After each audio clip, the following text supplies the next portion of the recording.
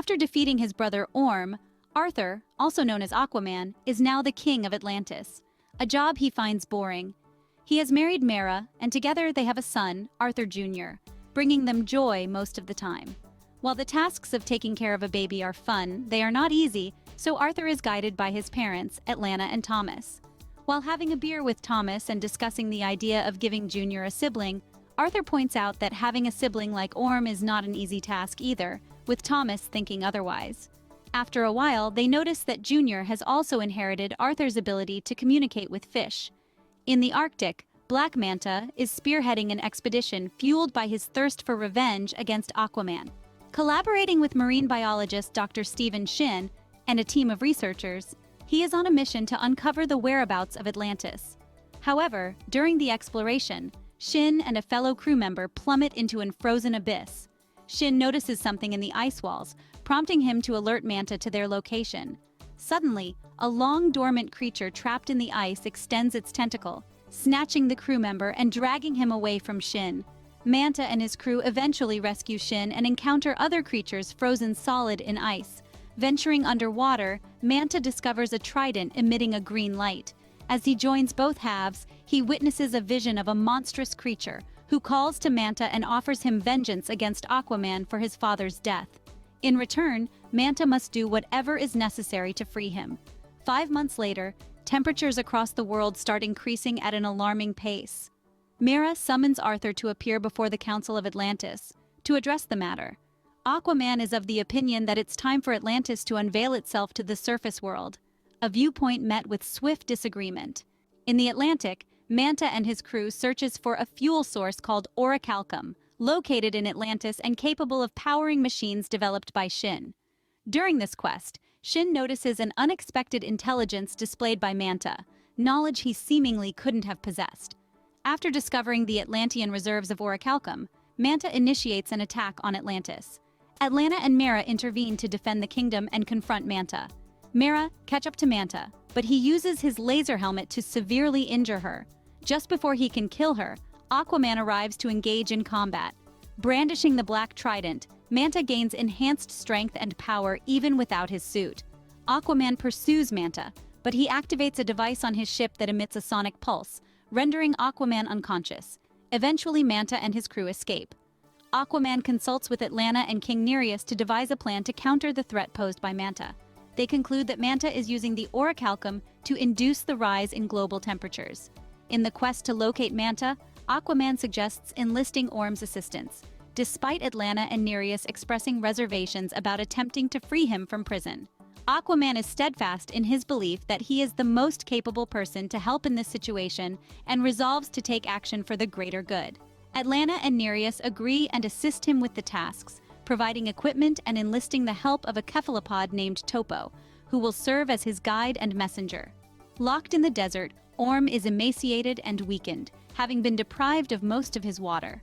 Aquaman engages in a fierce battle with the merciless guards, successfully overcoming them, much to Orm's surprise. After persuading Orm to join the effort in finding Manta before he wreaks havoc on the world, with the help of Topo, they make their escape. The duo takes charge of 2 large beasts, utilizing them to ascend back to the surface. Despite additional guards pursuing them, Orm reaches the beach, regaining his strength and effortlessly subduing the assailants. Orm also assists Aquaman in dealing with another group of prison guards, but he denies his brother a high five, revealing that he still harbors resentment. Following this, Aquaman and Orm retreat into the ocean before reinforcements can arrive. Manta and Shin, on the other hand, have successfully reconstructed the ancient orichalcum refinery. Despite Shin informing Manta that his alliance was solely to explore Atlantis, he has no desire to destroy it, in contrast to Manta's intentions. Shin stumbles upon Manta conversing with the creature in the mirror. However, Manta notices him and angrily shuts the door. After Manta departs, Shin touches the trident and witnesses visions of the creature. Manta catches Shin and threatens him, warning that if he persists in prying into his affairs, harm will befall him. The brothers journey to an underwater pirate sanctuary known as the Sunken Citadel. Seeking information on how to locate Manta, they approach a crime boss named Kingfish. When Kingfish declines to assist, Arthur and Orm engage in a confrontation with his henchmen. Arthur resorts to placing a helmet on Kingfish's head to extract information, draining the water until he reveals that he has heard discussions about Manta hiding out in a dormant volcano named Devil's Deep. Once they gather sufficient information, Arthur shatters the helmet and makes a swift escape with Orm. Arthur, Orm, and Topo reach an island where Devil's Deep is situated, surrounded by a vast jungle. As they walk, they engage in a discussion about food preferences, such as burgers, pizzas, and steaks. Orm shows no interest in these foods. However, when Arthur comes across a cockroach, humorously referring to it as the shrimp of the land, he convinces Orm to give it a try. Surprisingly, Orm finds it delicious. Later, they encounter a humongous variety of mutated plant and animal life, prompting them to run from a group of giant grasshoppers. To overcome the threat, Arthur body slams a statue to create a bridge for him and Orm to cross, and they cleverly push the statue over the ledge to eliminate the pursuing grasshoppers. Despite ongoing bickering during their journey, Arthur and Orm eventually discover Manta's base, incapacitating some of his men. Shin finds them and expresses a desire to join their cause, having realized the true extent of Manta's insanity and danger.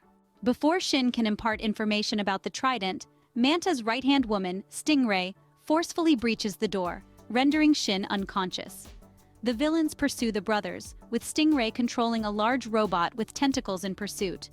Arthur and Orm collaborate to defeat the mechanical threat before Manta emerges to confront them.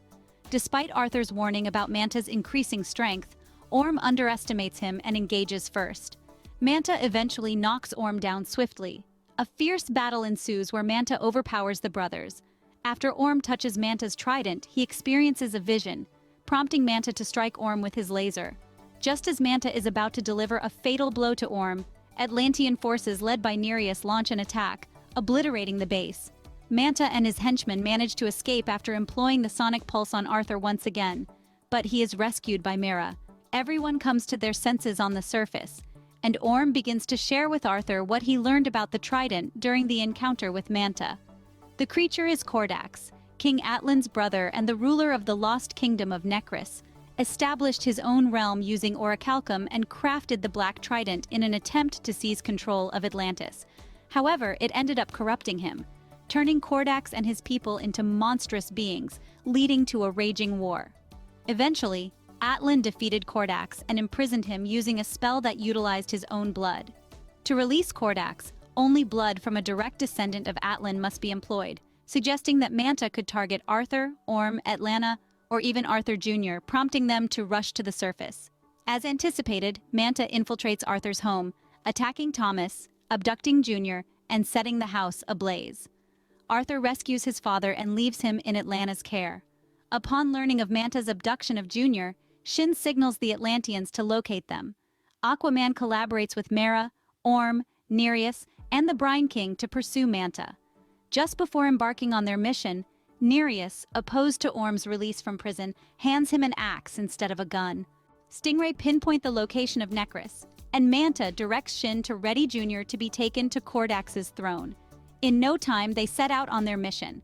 Aquaman reaches the location, discovering Manta's submarine, and calls upon the creatures of the deep for assistance.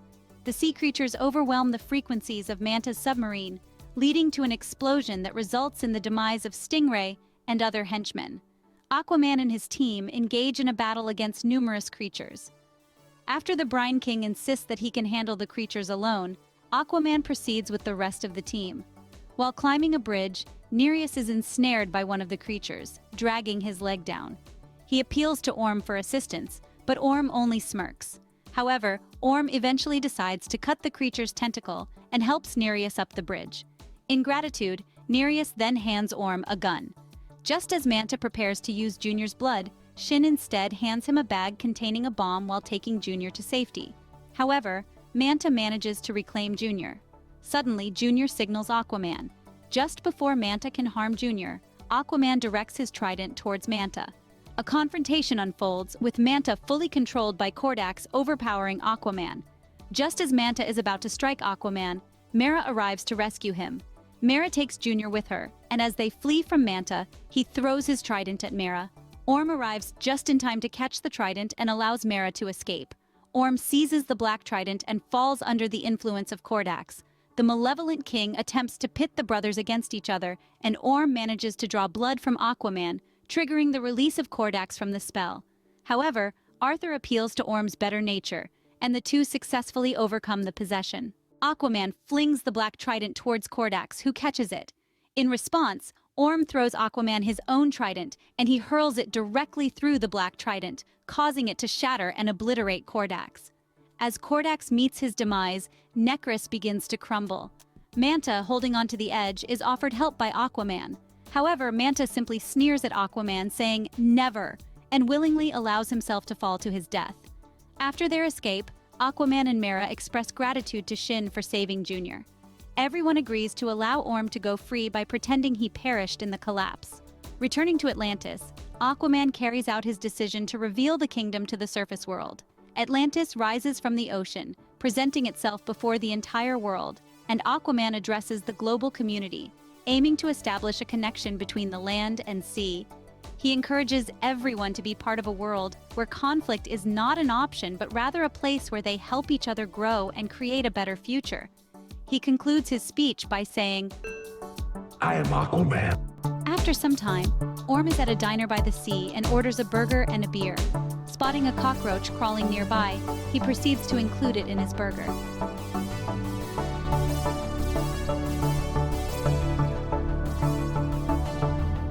See you in our next Film Flash. Thank you for watching.